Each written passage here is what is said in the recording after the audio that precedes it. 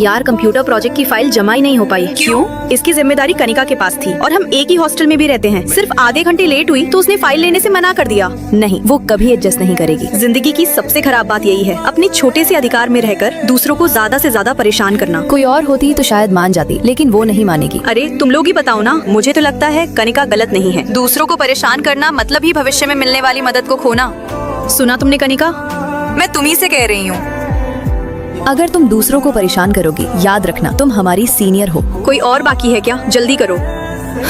कनिका को बुखार है, उठ भी नहीं पा रही। पहले क्यों नहीं बताया? पहले एप्लीकेशन देना पड़ता है। उसे खुद नहीं पता था कि उसे बुखार हो जाएगा। रूममेट है, थोड़ा समझ लो। रूममेट है इसलिए तो नियम नहीं तोड़ से। फोन लगाओ, खुद मुझसे बात करे। वो बिस्तर से उठ भी नहीं पा रही। अगर कुछ हुआ तो जिम्मेदारी तुम्हारी होगी। फोन लगाओ, खुद बोले मुझसे। ठीक है, करती हूँ। रहने दो। ठीक है, वापस जाओ। सिर्फ 2 मिनट की बात थी, फिर भी उसे हॉस्टल से बुला ली। मैंने देखा उसका बुखार और बढ़ गया। इसने तो नियमों को हथियार ही बना लिया है।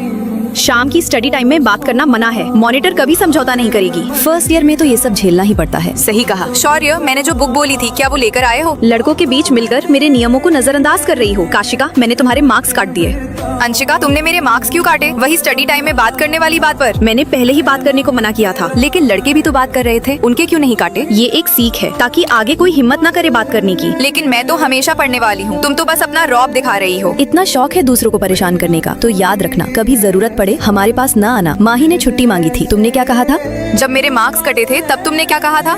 कुछ लोग हमारी जिंदगी में इसलिए आते हैं ताकि हम वैसे इंसान कभी न बने। तुम लोग अपना बदला ले रहे हो। अभी तो शुरू भी नहीं किया है। अरे हाँ, बताना भूल गई, मॉनिटर की जॉब मिल गई है। मैंने कनिका और माही का नाम दे दिया है, तुम्हारा नहीं। कितना ही पैसा मिलेगा? प्रिंसिपल की सिफारिश है, 1 सेमेस्टर के 1 लाख रुपए।